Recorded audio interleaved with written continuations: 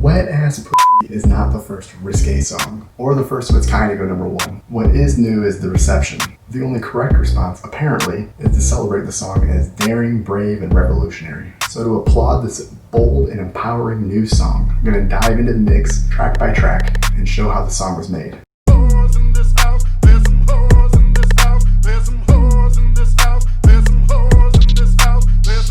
First, we have this sample of Frank Ski's 1993 song, Whores in This House. Classy. It's time stretched using the elastic audio feature in Pro Tools, so it loops back at 133 beats per minute.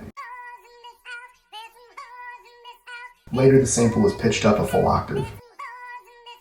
I've got the Echo Boy Jr. creating a light chorus effect.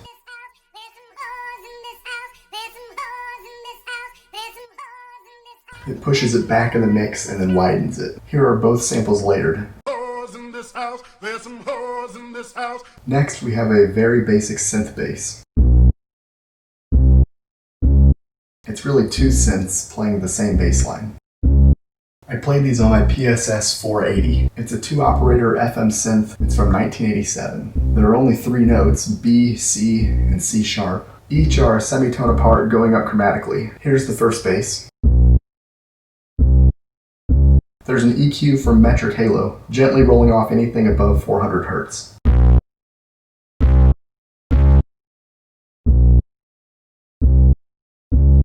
The second synth bass has a more wide character.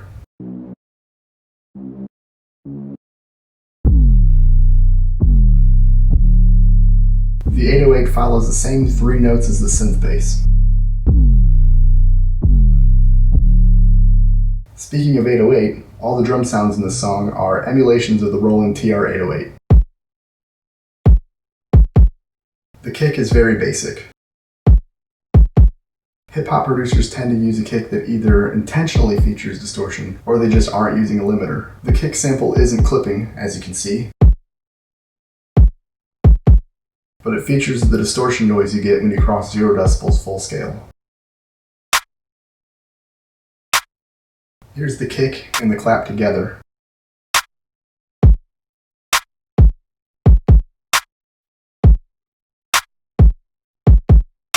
Next, we have an 808 rim shot.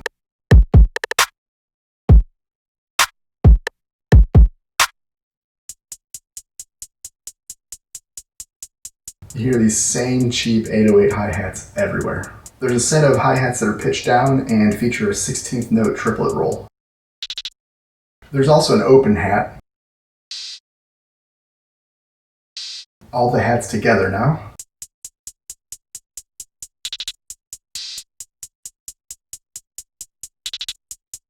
And all the drums.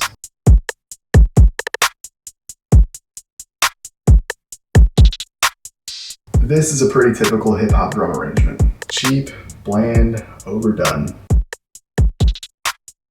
The only other sounds in this arrangement are a few effects used as ad-libs. A drip, an air horn, and a boxing match bell.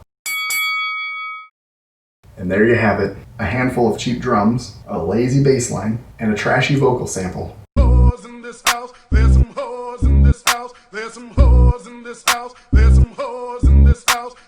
These new kids will make an entire song using only software emulations.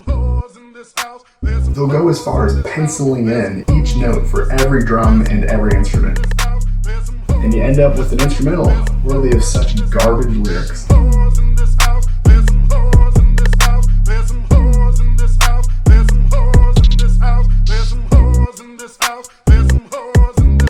There's some